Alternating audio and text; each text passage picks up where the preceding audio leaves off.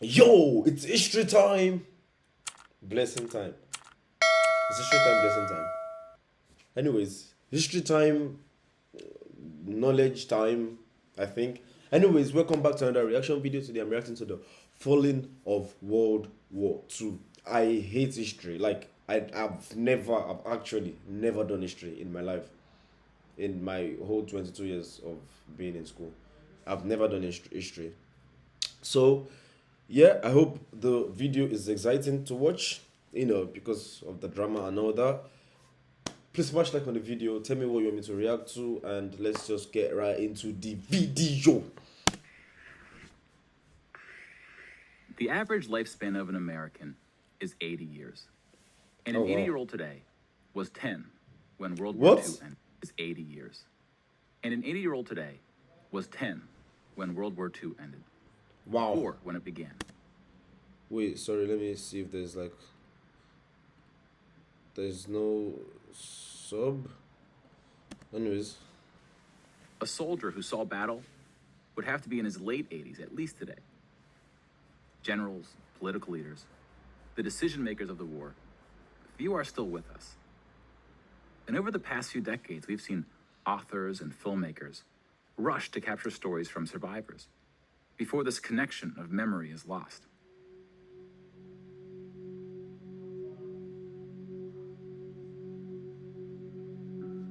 This project is not about individual war stories, and it's not about survivors. We're going to tally up the tens of millions of people whose lives were cut short by the war, and see how these numbers stack up to other wars in history, including trends in recent conflicts. Okay, it's never started yet. We'll be counting soldiers and civilians separately. Each of these figures represents 1,000 people who died. Civilians were of all walks of life, whereas military deaths were almost entirely men. The average age was about 23. In most battles, for every 1,000 soldiers killed, there are more than 1,000 who were injured. The word casualty can be confusing because in military speak, it often includes both deaths and injuries. Wait, sorry, one off-course question though. There are female soldiers as well. Like, if there's war, those days where there was war, would they pair the female soldiers as well as the male soldiers? And did they fight in the same battle? I don't know. Guys, please just let me know, because I actually have no idea about this. Zero knowledge. And anything else that takes a soldier out of service. Here, we're just counting the deaths. And we'll begin with American soldiers.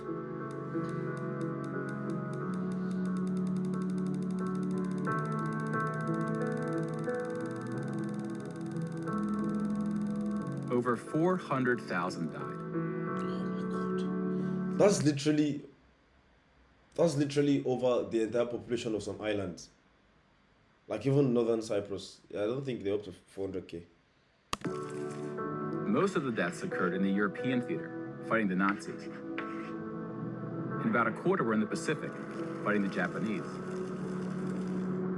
When you put them on the timeline, you see that casualties were the heaviest at My the end grandpa of was born 1945, so he probably knew about it. The war began on September 1st, 1939. But the U.S. wasn't willing to join the fight until Pearl Harbor, 2 years in. The deaths increased drastically on D-Day, when the Allies invaded Normandy.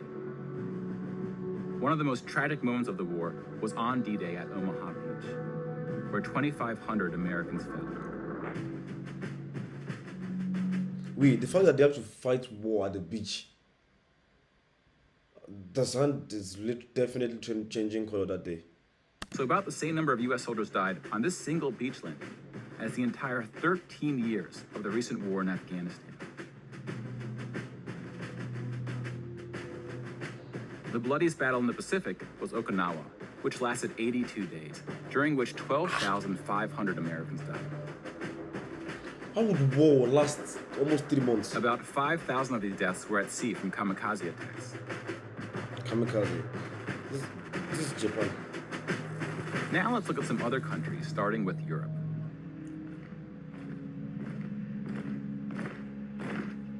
Germany started World War II when it invaded Poland. Poland ultimately lost 200,000 soldiers in the war. Oh my Most god, died 200 after the soldiers. Wait, how many soldiers do they have in total? invasion while the country was occupied by Germany and the Soviet Union. I should have Germany, grabbed my meanwhile, popcorn. lost just 16,000 in the invasion of Poland. The Nazis went on to invade and conquer other countries, including Denmark, Belgium, the God. Netherlands, France, Greece, and Yugoslavia.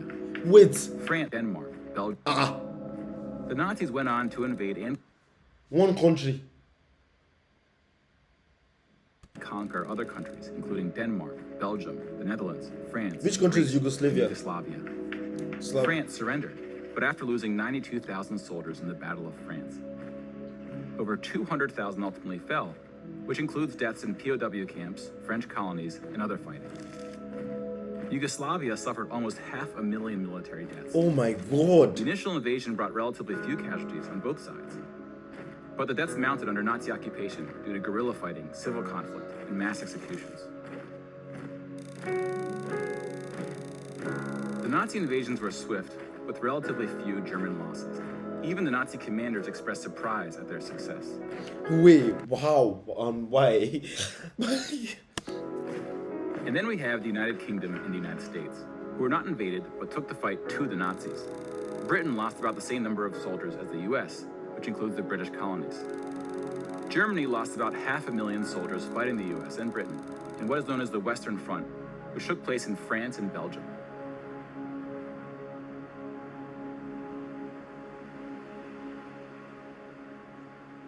But most Nazi soldiers died in the Eastern Front, Germany's unsuccessful invasion of the Soviet Union. The numbers are staggering. The most famous battle of the Eastern Front, and perhaps the turning point of the European war, was Stalingrad. The German Sixth Army successfully took Stalingrad, but then got surrounded by the Soviets and cut off from food and ammunition. 500,000 Nazis would ultimately die in Stalingrad. Another 100,000 were taken prisoner, of which 6,000 would ever return. POWs had a low survival rate throughout World War II, and it was particularly grim in the East. When you include these POWs, roughly the same number of Germans died in Stalingrad as all the Western Front fighting against France, the UK, and the US. And though Stalingrad was a victory for the Soviets, they suffered almost twice as many losses as Germany.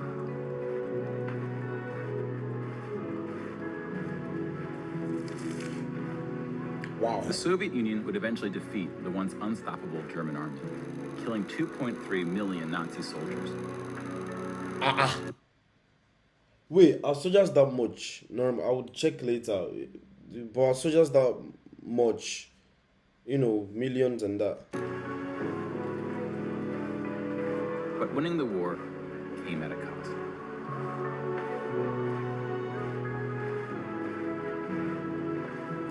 I'm never. Would they celebrate the victory though? Like losing a lot of soldiers, a lot of lives, and that. Like I swear to God, I don't know, man. I don't know if it's considered like a victory. Because I heard something from a writer. I don't read, by the way. I read something that it said no war is actually no one wins a war because obviously you lose lives and that and.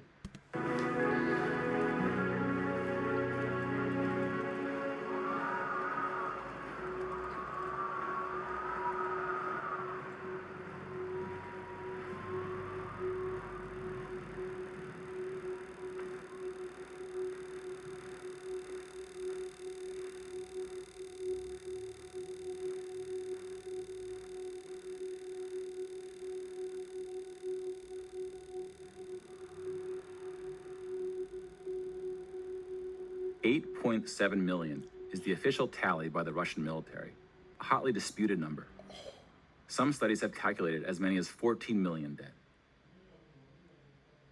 To complete the count of European military deaths, we need to add German deaths from other fronts, including the North and Africa, as well as deaths from other Axis powers allied with the Nazis, Hungary, Romania, and Italy.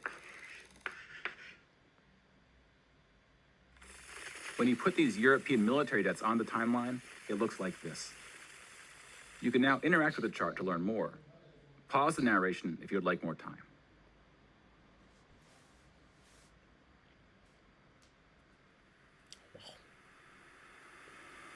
And now we switch to civilian deaths in Europe.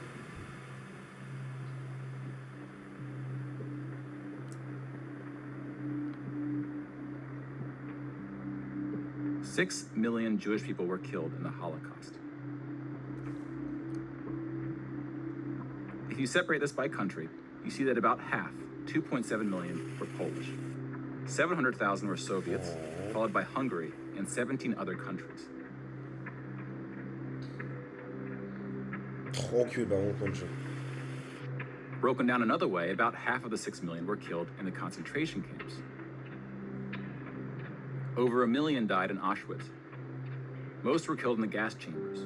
Others died from starvation, exhaustion, disease, and other forms of execution. The second most deadly camp was Treblinka, which was exclusively an extermination camp, set up to look like a train station. Wow. Where's that located? Mobile killing groups killed 1.4 million Jews.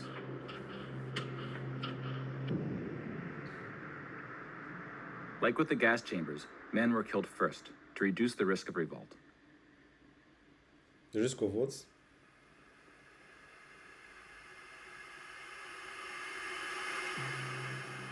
Revolt. Okay.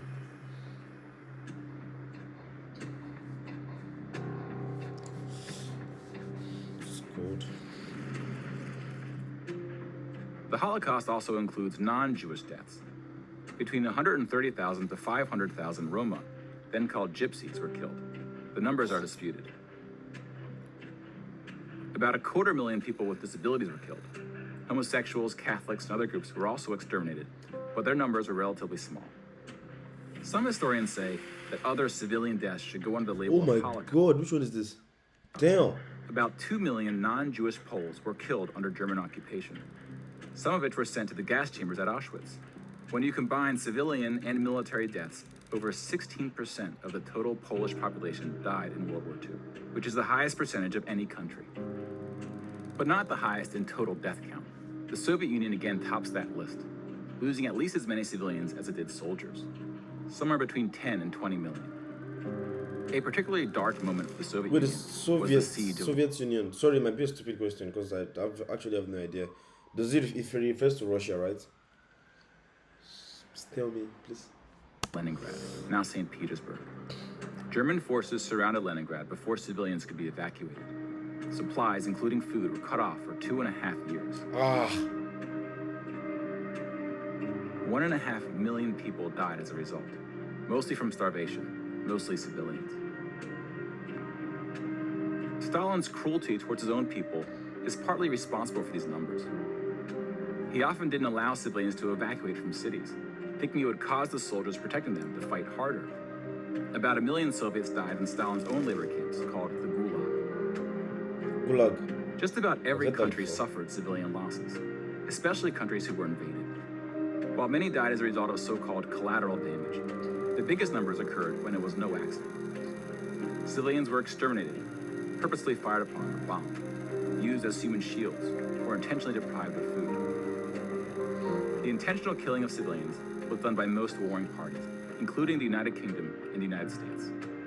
The United Kingdom was spared of a land invasion, but still lost 60,000 civilians, largely from German air raids or blitzes, often directed at civilian population centers. The UK did the same to German cities at a much greater magnitude, causing about 10 times the number of deaths. Wow. But most German civilian deaths came from the ground at the late stage of the war. When the Nazi regime collapsed, civilians living in occupied regions had to desperately flee from the advancing Soviet army. Rapes were widespread, and death estimates ranged from 600,000 to 3 million.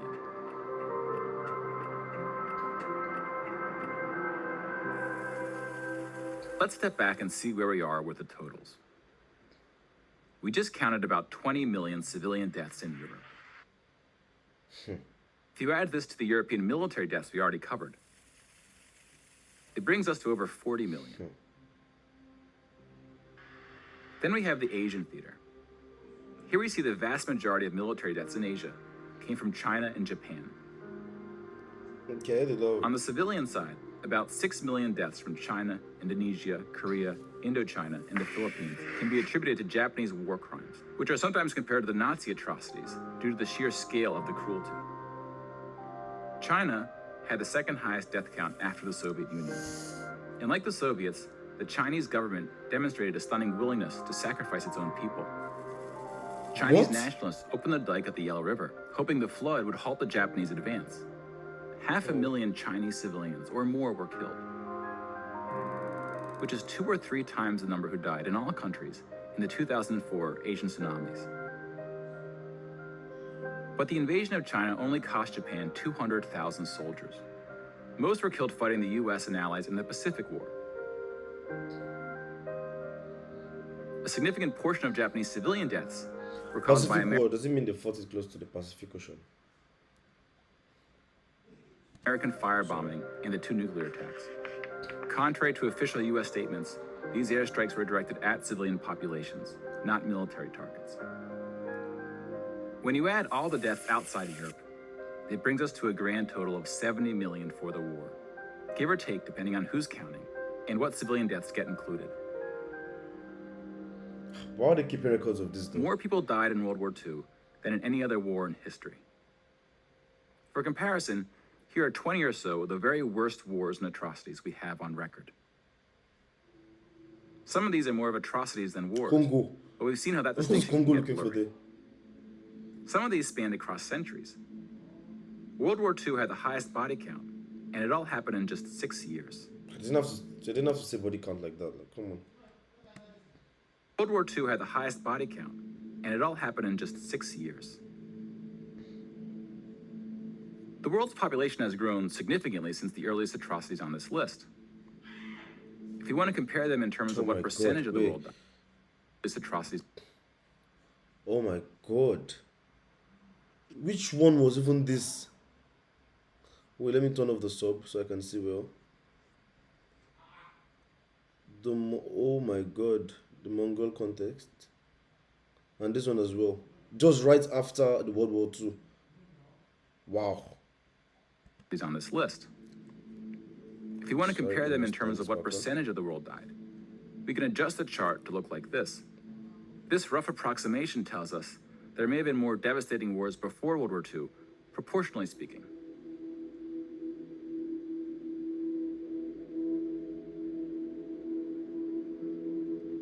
I mean, all the wars from the Bible. I don't think 70 million. Ugh. When we turn to post-war conflicts, it's hard to say anything that isn't controversial. But the data shows something quite extraordinary has been happening. In 1989, John Gaddis coined the phrase the long peace to identify the absence of conflict between the nuclear powers during the Cold War. 25 years later, the Cold War is over, and the term is still being used, although its meaning may have shifted. European countries have not fought each other, except for this 10-day war in 1956 when the Soviet Union invaded Hungary. When we look at European wars Soviet before Union World as War well, II, it they're looks like like this. very stubborn. They tend to be more frequent as you go back, though smaller in scale. And the largest 44 economies of the world have not battled each other since World War II. Rich countries have fought poorer countries, like the US versus Iraq. But rich countries have not fought other rich countries. Such a period of peace between the so-called great powers hasn't been seen since the Roman Empire. I don't think we want to say anything like that. Peace is too strong of a word.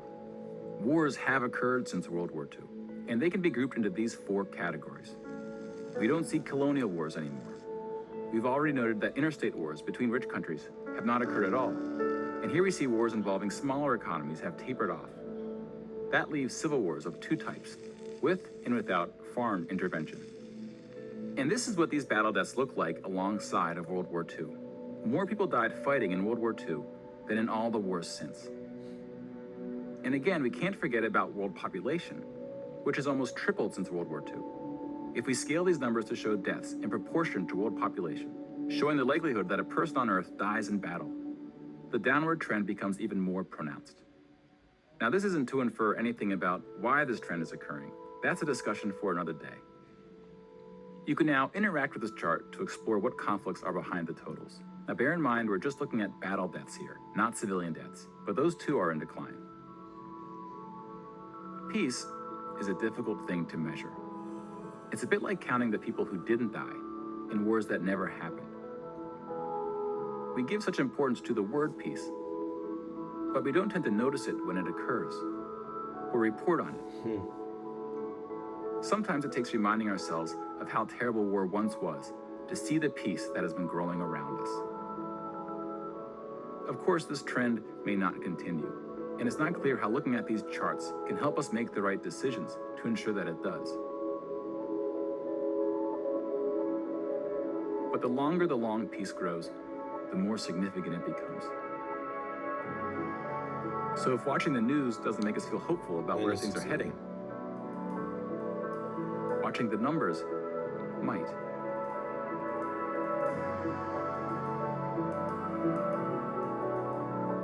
Wow.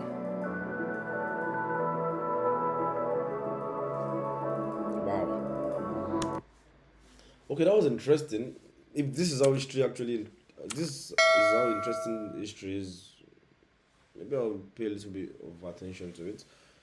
I don't know, but this was actually intense. It was an intense video to watch. But yeah, guys, tell us what you feel about it, and tell me what you want me to. God, I can't even speak English. Yeah, tell me what you want me to react to, and we'll see you next time, guys.